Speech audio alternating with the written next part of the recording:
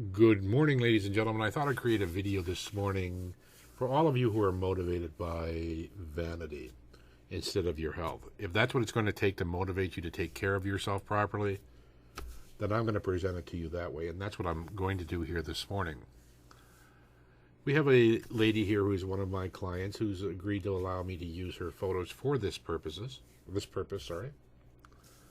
and I'm going to break down one by one. I'm going to remove the signs of deficiencies or health issues as a result of deficiencies one by one to show you the difference of a highly deficient person versus somebody without deficiencies. And sadly, folks, you're not going to get to correct your deficiencies with food any longer.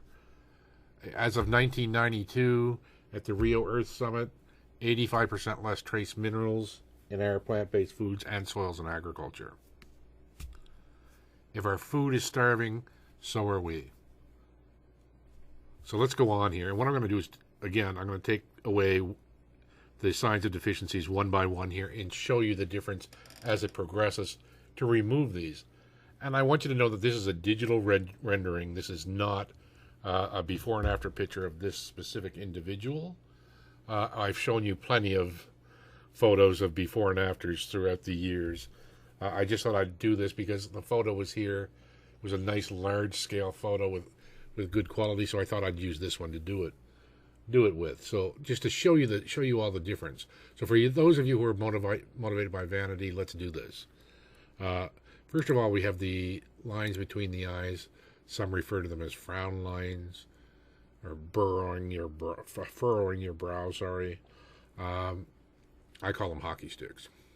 So our hockey stick lines here, that's an arsenic iodide deficiency. So if we correct that and that were to go away, bam, all of a sudden she starts to look a little different. Now you can see her eyes are brightening up, her eyes are becoming larger.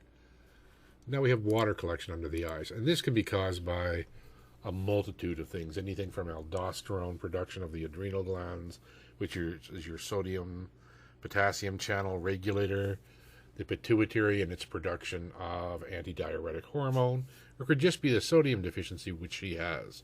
And it can be any of the sodium deficiencies, any subtype of sodium.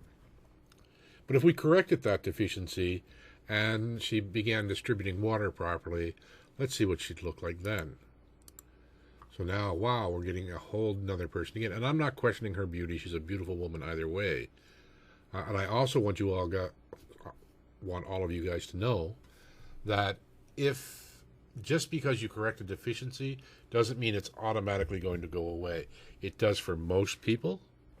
For most people, you'll get some regression. For a lot of people, you'll get complete reversal. But for some other people who have had it for an extended period of time and they've been in the sun and there's sun damage, there's burn, heal from suntan, sunburns. That's scar tissue, and that's not going to go away after that. It's permanent. It's never going to go away. So, but that's a very small percentage of people.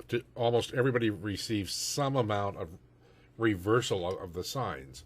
And in this young lady here, she's indicated to me today, actually, that she doesn't even look like this anymore. That she doesn't look like the final photo yet, but she doesn't look like she did in the first photo that I showed you. So anyway, I just want you to know that it doesn't necessarily mean that it's going to go away. It depends on how long it's been there. So for you younger people, you're almost guaranteed to. But for when you get up to 50 and above, if you've had them there for the last 25 years and you've been sunburned and then sunburn, heal, scar tissue builds up, they're there permanent. They're formed now. So we'll have to wait and see how much will go away for this young lady. And anyway, let's move on. So we did the water collection. So now, what about the heavy metals? And when there are deep, puffy lines in the forehead, as there are here, this is heavy metals. This is not sun damage. This is heavy metals. Whenever it's deep and puffy, think heavy metals. So if we were to resolve that, there we go. Now, just look at this area here. Big difference. So what about what's going on down here? Well, what's going on down here? We see an enlargement of pores, and there was an enlargement of pores here before we resolved that. So we know that there's a sodium phosphate deficiency, or there's some acidity going on. These deep nasolabial folds that are here, again, a sodium deficiency. I think sodium phosphate is a reasonable conclusion here, though it could be any of them. So if we correct the nasolabial folds, we're going to see all of that correct itself, the skin tighten up, and the jawline will lift. And in this, I didn't lift it enough because I knew things were going to distort heavily. But there you go, folks. With deficiencies, without the deficiencies.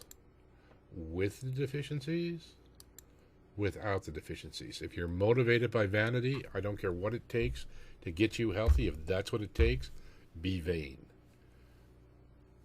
When we're done with this young lady, she's going to be healthy, and it won't matter what she looks like. She's going to be beautiful either way. But what we're seeing here, when the signs and symptoms of deficiencies have gone away, I know she's healthy, and I already know that she's progressing nicely.